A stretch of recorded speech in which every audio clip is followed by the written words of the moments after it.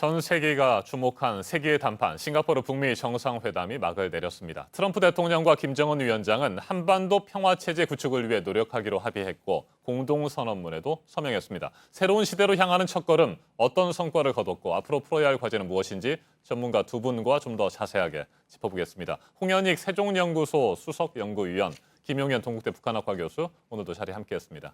안녕하십니까? 안녕하십니까? 네, 먼저 두 분께 똑같은 질문을 드려야 될 것 같습니다. 어제 북미 정상회담 어떻게 평가하시는지요? 먼저 홍현익 위원님 말씀을 좀 해주십시오. 네, 정말 전 세계에 뜨거운 관심을 가졌고 우리도 이제 아주 집중해서 지켜봤죠. 제 생각에는 그냥 서문만 쓰고 마른 것 같아요. 네, 태산명동의 서일필이라고는 할까요? 태산이 막 진동을 했는데 쥐 한 마리가 나온 것이 아닌가. 아하, 물론 뭐 그 내용 자체는 굉장히 포괄적이기 때문에 그것이 다 잘 지켜져서 그러면 굉장히 큰 의미가 있죠.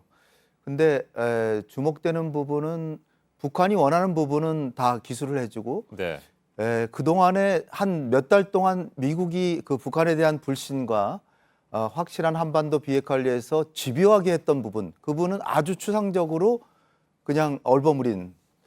그렇다면은 이게 결국 결과가 무엇이 될까? 이게 한반도의 평화는 올지 모르지만 한반도 비핵화는 상당히 어려워진 게 아닌가. 일단은 그런 생각을 금치 못하고요. 네, 좀 상당히 저는 뭔가 다른 합의가 있겠거니 하고 뭔가 나오겠지 그랬는데 안 나오는 거예요, 계속. 네. 그래서 이게 다인가. 조금 약간 좀 실망스러운. 그러나 이제 뭐 내용 자체가 다 포괄되니까 결론은 그거 같아요. 트럼프 대통령이 김정은 위원장을 믿게 됐다. 따라서 지켜보자. 그런데 그 근거가 트럼프 대통령의 김정은 위원장에 대한 직관, 그걸 믿어라 그거예요.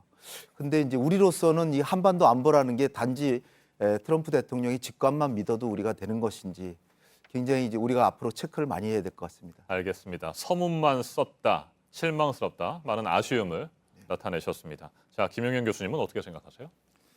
서문은 제대로 썼고 본문은 추상적으로 일단 썼다. 네, 결론과 관련된 부분에서는 앞으로 성과를 거둘 수 있는 그런 충분한 내용을 담고 있는 그런 본문은 아직 나오지 않았지만 그러나 본문은 앞으로 조만간 나올 수 있을 것이다. 그러니까 이번 북미 정상회담은 첫 번째 만남, 북미 양 정상의 첫 만남에서 상호 신뢰를 만드는 과정이었고 그 과정에서 큰 틀에서의 한반도 비핵화 평화체제에 대한 합의가 있었고 그것의 구체적인 그 합의는 앞으로 고위급 회담, 실무회담 그 이후에 제2차 북미 정상회담에서 나올 수 있다.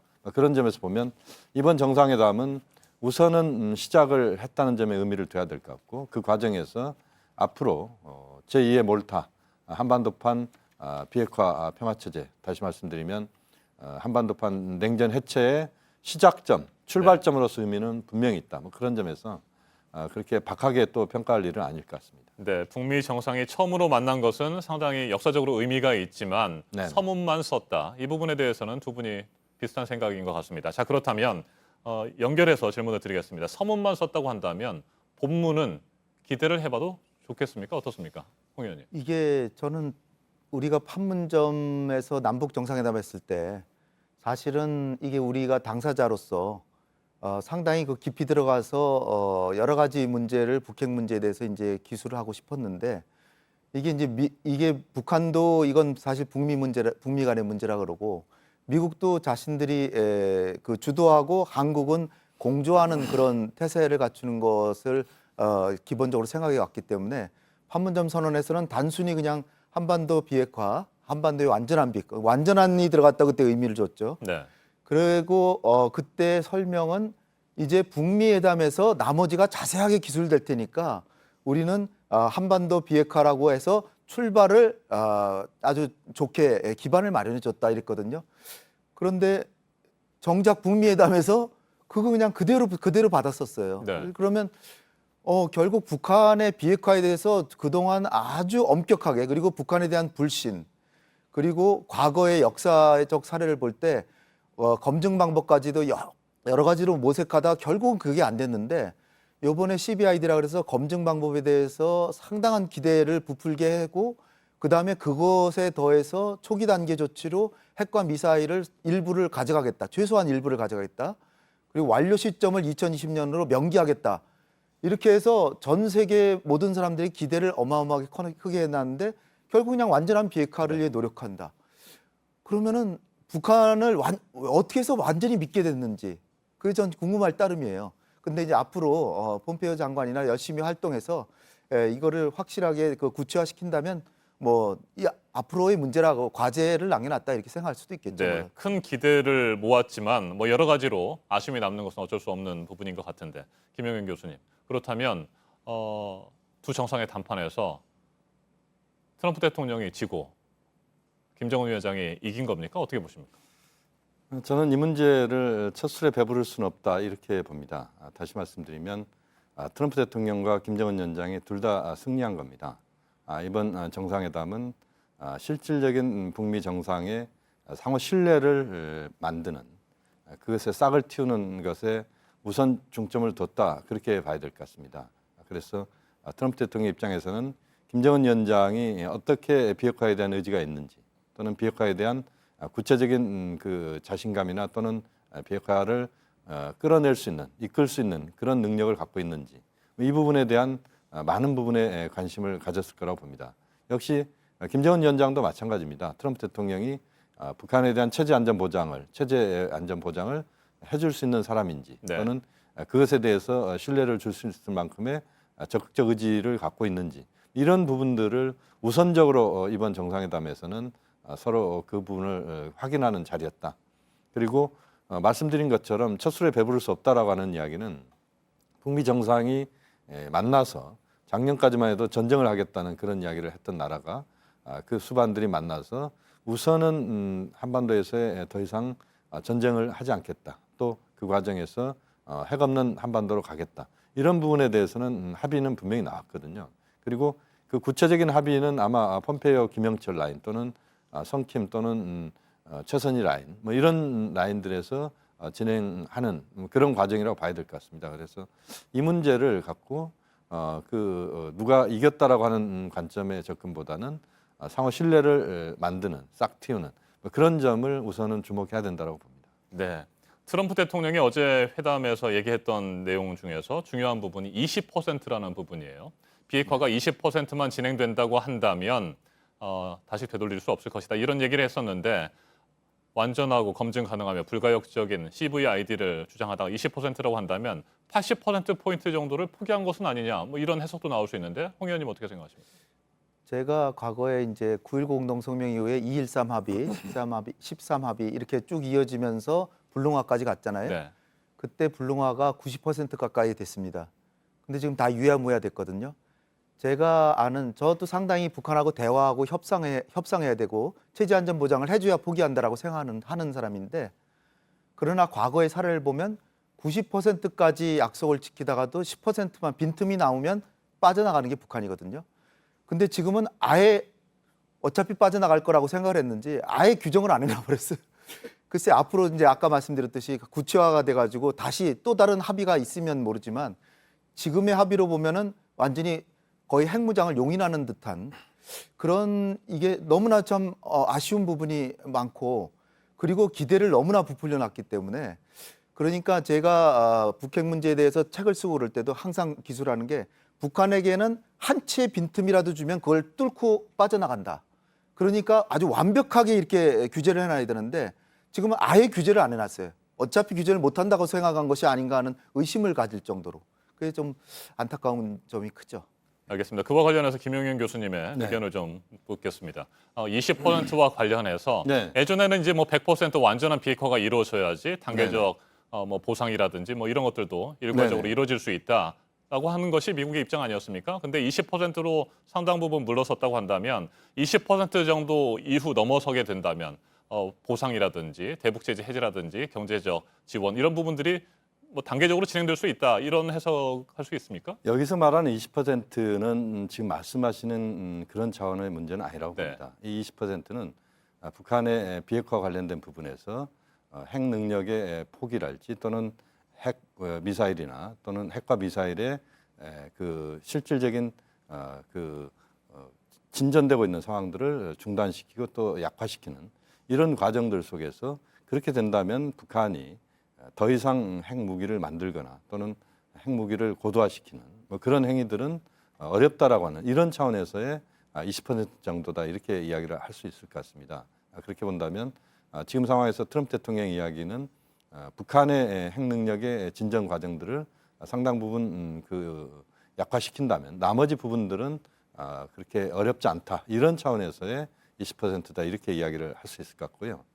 또 하나 이제 중요한 부분은 북한에 대한 제재를 국제사회가 하고 있고 또 체제 안전 보장을 해줘야 되는 부분이 있습니다. 네. 그런데 하나 중요한 것은 우리는 CVID에만 지금 집착을 하고 있습니다. CVID가 되어야 다른 것들이 된다라고 하는 부분인데 사실 CVID와 똑같이 CVIG도 동시에 진행돼야 되는 겁니다. 이번에 공동성명에 보면 CVID의 내용도 빠져 있지만 CVIG와 관련된 부분도 구체적인 내용이 없습니다. 그것은 결국 거기에서 아직까지는 북미가 충분한 어떤 성숙한 그런 공감대를 아직은 만들지 못했다는 것이기 네. 때문에 CVID도 빠지고 CVIG도 빠지고 종전선언도 빠진 겁니다. 그러나 이것이 그 논의 자체가 아예 안 됐기 때문에 빠진 것이 아니고 상당 부분 저는 논의가 이루어졌을 거라고 봅니다.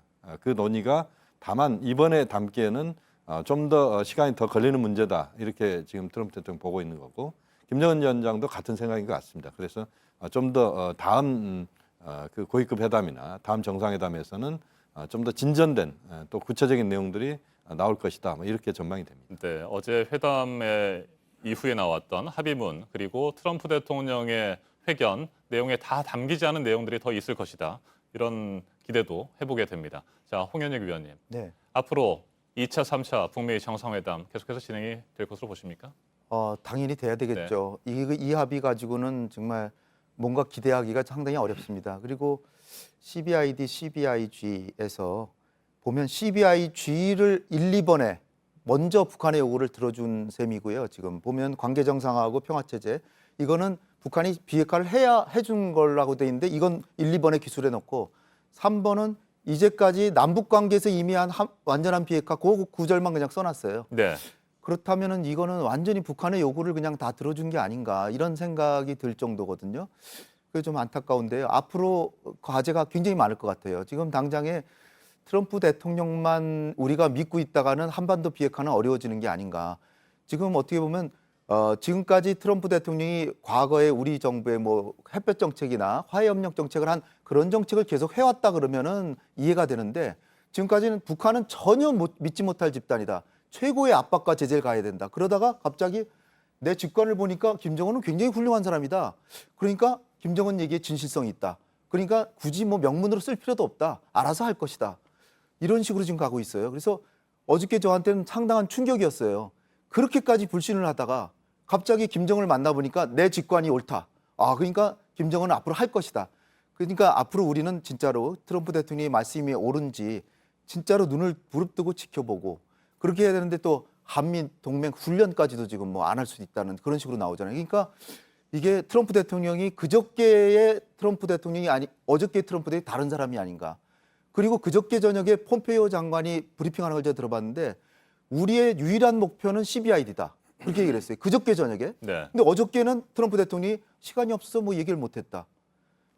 그러니까 애초부터 CBID가 저는 어렵다고 봤거든요. 그래서 놀라지는 않았는데 그러나 마지막 순간까지 CBID가 우리의 유일한 목표라고 미국의 국무장관이 얘기했는데 트럼프 대통령이 시간이 없어서 그거 중요한 거 아니다 이런 식으로 가기 때문에 그러면은 한반도 비핵화라고 하는 이 중요한 문제가 미국만 믿고 있어서 과연 될 것인가?